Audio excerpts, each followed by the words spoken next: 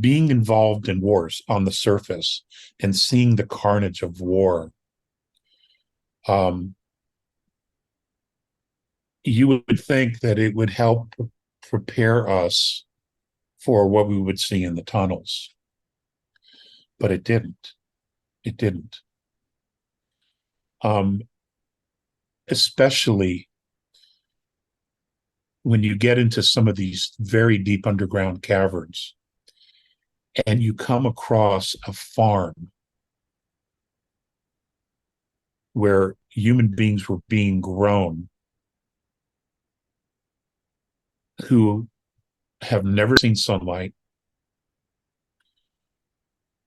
Some didn't even have eyes because they didn't need them.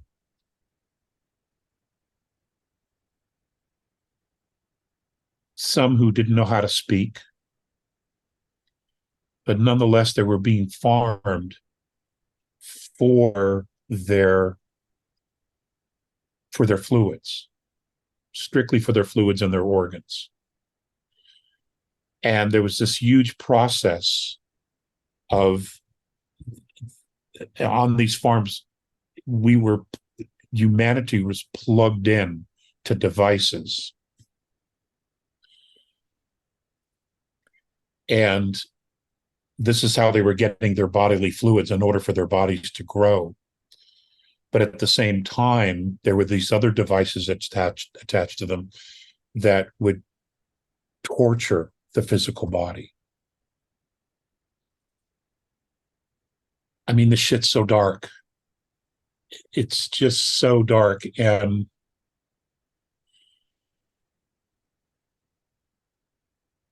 for any one of us that's normal,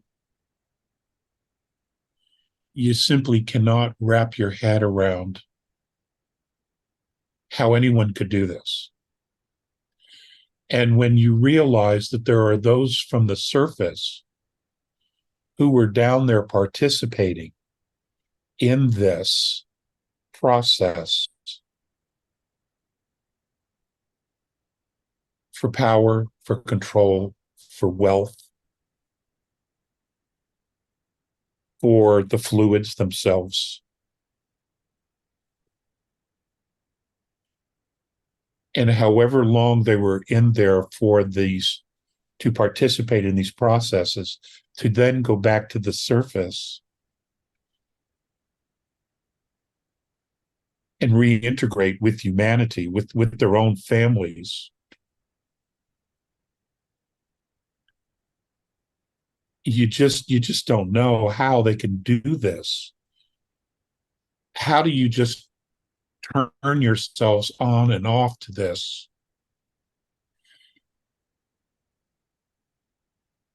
unless you're either a complete split personality or multiple personality or psychopaths?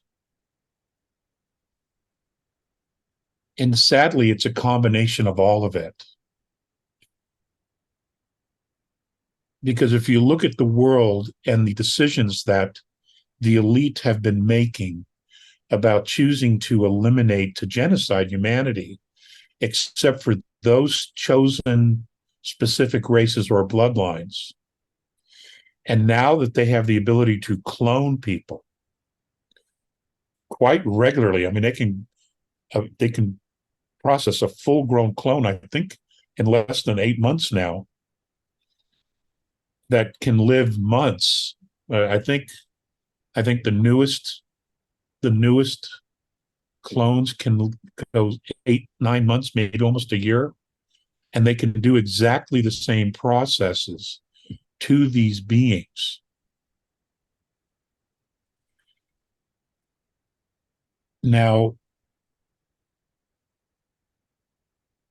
when the Anunnaki created Homo sapiens sapien, and I don't know that Elena has talked about this. I watched her last Q&A, and maybe she just didn't want to go there. But the Anunnaki were very surprised that soul was attaching to the Homo sapiens sapiens. They were surprised that soul was attaching because cloning has been around a very long time. And you can program clones to do just about anything. However, they don't all have soul. We have many people on the surface of the planet that are clones that don't have soul. And you can always tell because they only have an aura around their shoulders. Here, that's it. There is no full auric field around the body because there is no soul in it. And I know that there's controversy around this issue.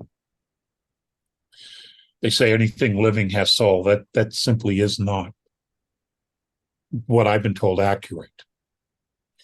So, but they were surprised that soul was attaching to Homo sapiens sapien.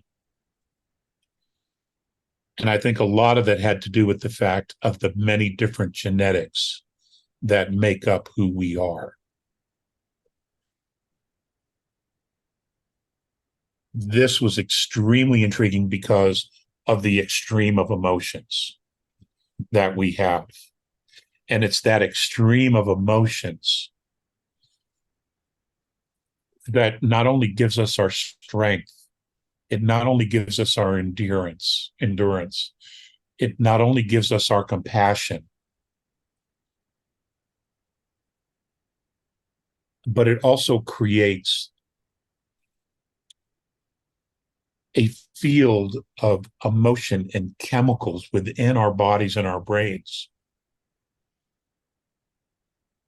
that they hadn't quite found anywhere else out there.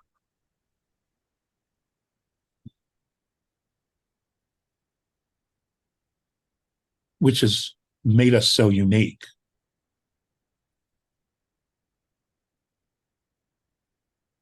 And because our physical bodies can hold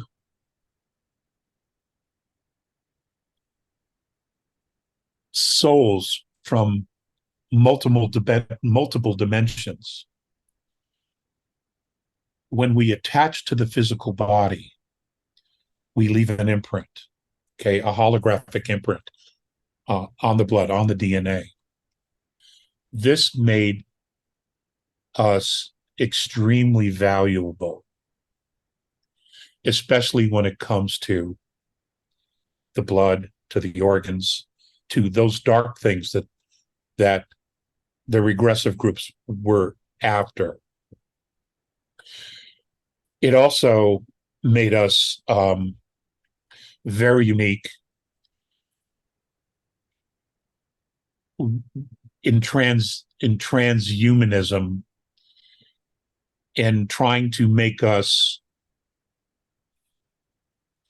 multidimensional on a physical level. Man, I just don't know how to talk about this stuff.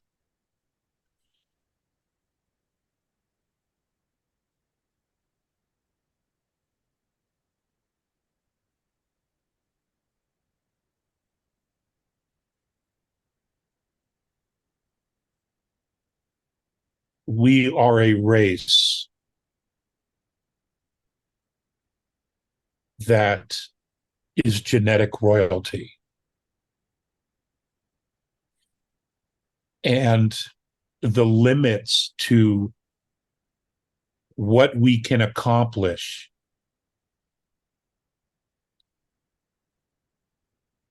knows no bounds. In other words, there may not be any limitations to what it is we can accomplish physically, spiritually, genetically, because we're so different.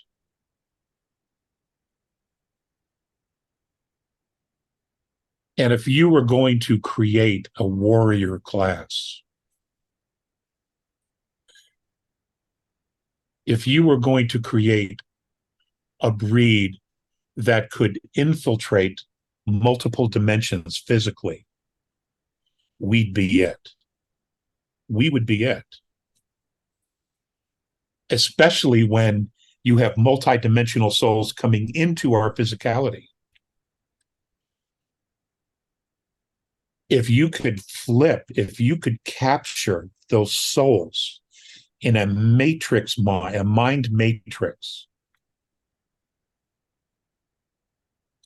then essentially what you've done is you've not only captured the soul in a mind matrix, but you've captured a soul group, because we're all connected. We're all connected. That means you would capture it.